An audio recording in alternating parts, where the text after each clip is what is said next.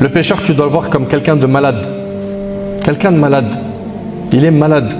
Tu vas le dénigrer ou tu as de la peine pour lui? Tu as de la peine, n'est-ce pas?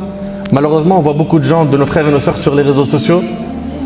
Ils ont des âmes malades, des cœurs malades.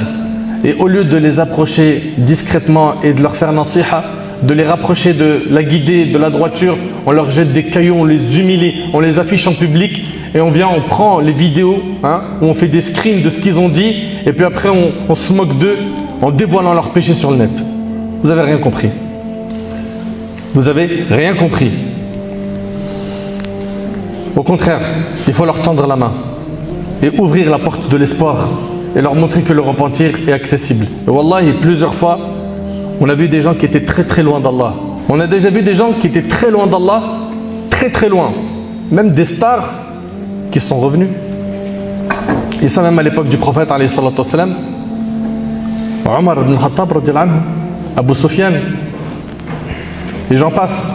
Et gardez aussi en tête une chose, c'est que cette personne-là, qu'on voit très loin aujourd'hui, il se peut que demain elle soit meilleure que nous. Il se peut demain qu'elle soit meilleure que nous.